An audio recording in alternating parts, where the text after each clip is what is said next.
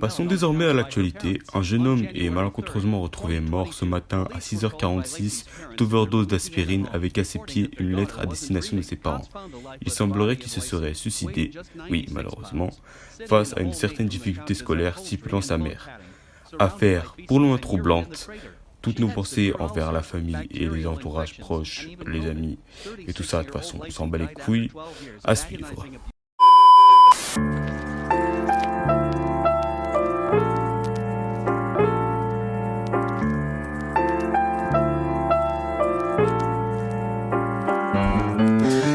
Ans, déjà la fatigue d'un daron portant le ciment. Déjà 7h40, je prends le petit déj vite. 5 heures de sommeil dans le zen, 5 tartines de Nutella dans le vide.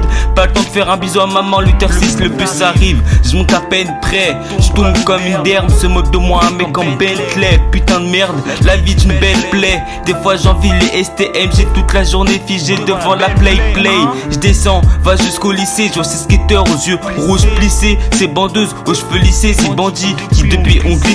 Je critique, mais au moins ces mecs ont des potes. Pendant que moi je suis seul, tismé sans go. Ça connerie, à ces conneries. Toutes les femmes sont comme elle, tous les hommes sont comme lui. J'ai l'impression d'être le seul négro doté d'une logique dans ce taudis. Tandis que ces modèles sont aidés sans aucun mérite. Le pauvre que je suis par la vie baisée, des habits biaisés sous la voie du Vogue Mairie. En cours, comme dans la cour, je cours tantôt contre le temps, contre la brute qui cherche à me foutre dans le four. Après 8 heures à lutter contre le sommeil, le bus me dépose au pied de la rue. Putain, je dois arriver au sommet. À la cantine, j'avais pas réservé, j'ai faim comme un gros ré. Un daron passe, je vois sa grosse raie. Envie de le gommer, envie de me gommer. Remarque, si je creve, personne remarque, personne va pleurer. C'est quoi?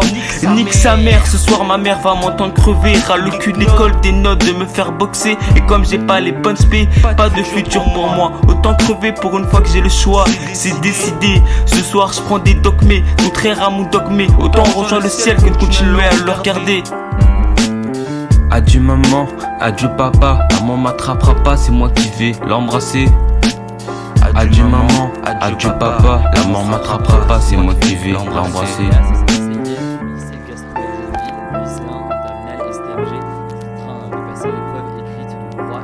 C'est à ce moment-là qu'il a été frappé par un malaise cardiaque selon l'Académie de Lille. Il a donc été évacué. Il était âgé des 16 ans, lâché les larmes de toutes saisons.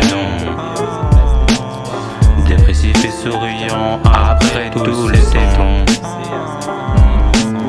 La mort d'un étudiant, plus personne qui s'étonne. Ça devait arriver, on savait même parmi ses potes. Je sais que le stress a mis la tenue d'école a eu raison. 10,5 c'était sa moyenne. Source de stress amené à sa perte.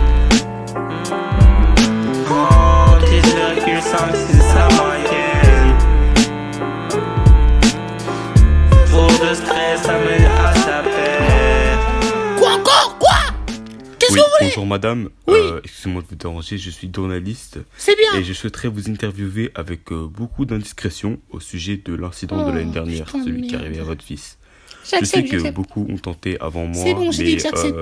J'ai dit que c'est bon. Ah, vous acceptez? Oui. Très bien, d'accord. Bon, qu'est-ce que vous me voulez du coup? Oui, du coup, ce sera non âge. Nathalie, 47 ans, 26 septembre, 1 an et 6 mois après le suicide de mon enfant, je suis là pour qu'ils m'entendent. Je parle au ministre, pire au président, enfin tous les sinistres que font nos dirigeants.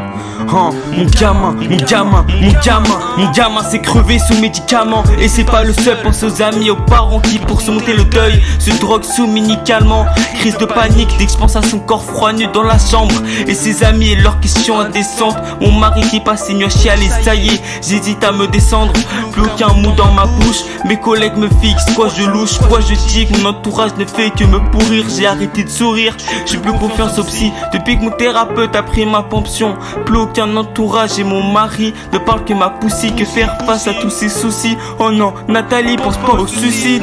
Putain j'en ai marre du ménage, de l'aspirateur. Pour mon avenir qui m'inspire la peur. Et mon nez l'odeur de la cigarette. Je la fume, j'ai plus rien à perdre. Si je meurs, je reverrai mon fils et fini la peine. Mon mari passe son temps à me ken, à croire qu'il m'aime, même si on fait un rejeton qui dit qu'on l'aimera. que l'autre ne manquera pas et que nous le rejetterons. Pour le gouffre, nos gosses ne sont que des jetons dans le grand jeu qu'est l'école. Pas de notes, pas de bonnes spé, comme son père l'a boxé, sans imaginer le casser. Si notre gosse est mort, c'est forcément notre faute. Faux, c'est faux et c'est pire, je refuse d'assumer vos torts. Des morts, des gosses pauvres et des gosses riches, bande de grosses quiches, bande de gueux. Mais mes insultes vous font peu d'air, vous êtes les hauts gradés, les grands du grec. Nos enfants sont des pions de merde dans le jeu d'échecs. C'est sûr que vous laisserez pas vos gosses se trancher la neck, moi la même. En revanche, j'ai pas votre pouvoir, tout n'est pas de mon vouloir à se frapper dans les couloirs. À ce dos l'agenda est rempli de devoirs, la poubelle remplie de larmes. Nathalie vous met en garde pour vos amis et vos parents, vos âmes. Je souhaite un petit effort, je vous en supplie, ne prenez pas l'arme. Vous suicidez pas, je vous supplie, ça me fait tellement mal. Ça nous fait du mal, bien.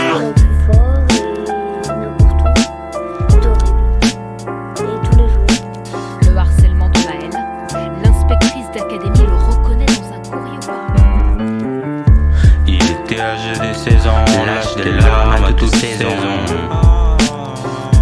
Dépressif et souriant après tous les saisons.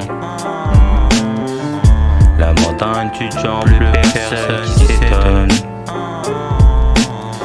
Ça devait arriver, on savait même pas mes potes. Je sais que le stress aime bien les notes de l'école a eu raison. 10,5 c'était sa moyenne.